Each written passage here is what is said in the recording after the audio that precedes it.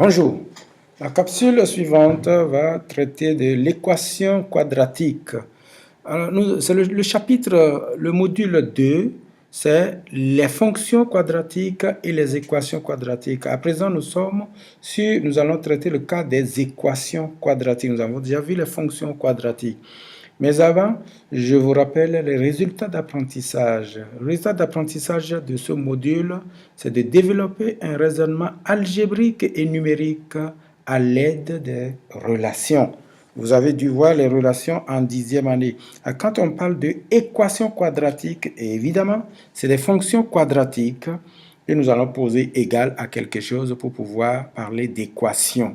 Alors, voilà, nous avons un exemple, nous avons moins x2 plus 2x est égal à 3. La chose à faire, c'est de faire rentrer le 3 dedans, poser égal à 0. Nous aurons moins x2 plus 2x plus 3 égale à 0. Alors, il nous reste à représenter graphiquement, parce que ce module, cette capsule, c'est l'équation quadratique à l'aide d'un graphique. Comment résoudre l'équation quadratique à l'aide d'un graphique? Alors, il suffit de tracer cette équation, cette fonction quadratique, et nous allons essayer de résoudre. Alors, en traçant, nous obtenons ceci. Alors, c'est cette équation qui a été tracée ici, et nous obtenons ceci. Alors, donc, à partir d'un graphique, nous allons résoudre cette équation. Résoudre cette équation, c'est de trouver ce qu'on appelle, puisque c'est une équation, nous allons déterminer les racines. Quelles sont les racines de cette équation? Quand on parle de racines, c'est les valeurs pour lesquelles f de x est égal à 0. Alors donc, ici, d'abord, nous voyons que la courbe est orientée vers le bas, puisque mon a est négatif, ça tient toujours, alors nous sommes en présence d'un maximum. Le sommet est là, et nous pouvons déterminer les coordonnées du sommet, qui est égal à 1 et 4, en lisant sur le graphique. Cette partie de résolution d'équations quadratiques, c'est pour lire seulement sur le graphique. Alors donc, les racines, c'est là où la fonction la courbe coupe l'axe des abscisses. Alors nous avons 2 points ici et là, et 3.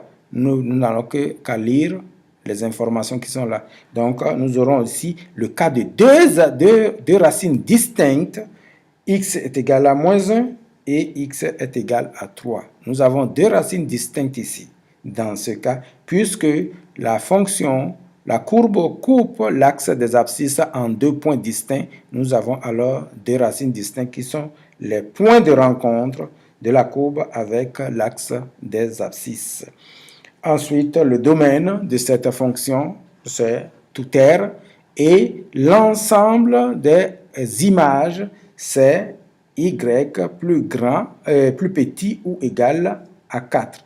Voilà, c'est cette partie qui est le domaine. Donc, si nous avons y égale à 4 ici, qui est l'ordonnée du sommet, donc ici nous avons y est égal, y plus petit ou égal à 4.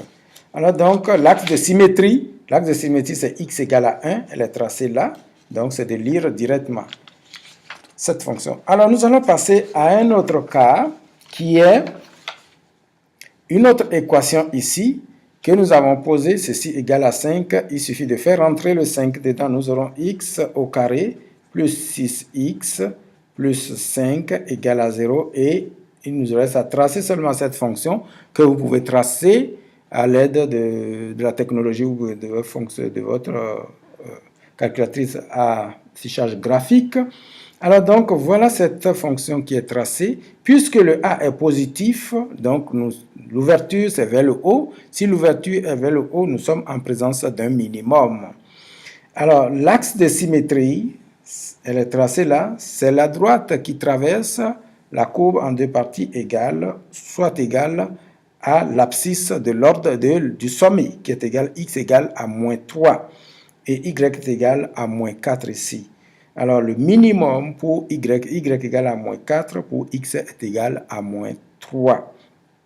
Bien, alors donc ici, nous avons aussi le cas de deux racines distinctes pour cette équation, puisque nous parlons d'une équation quadratique.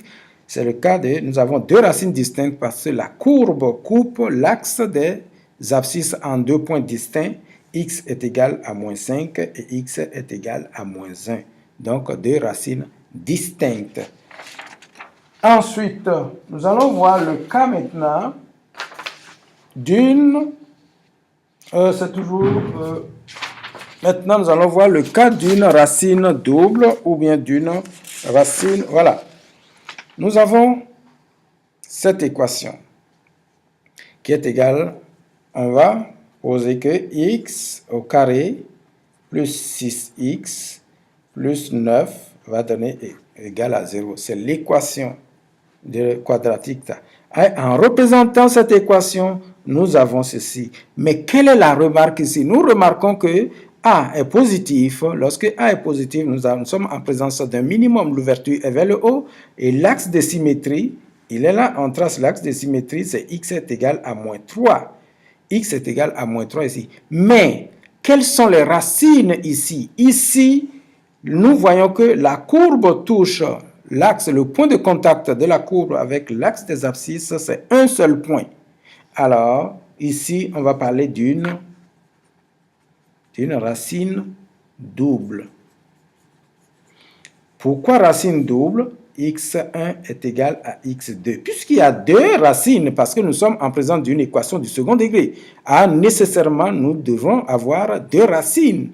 Alors, x1 est égal à x2. Puisque la courbe touche l'axe des abscisses, alors ce point va être la racine. Voilà les racines ici de cette équation. On parle alors de racine double parce que x1 est égal à x2 est égal ici à moins 3.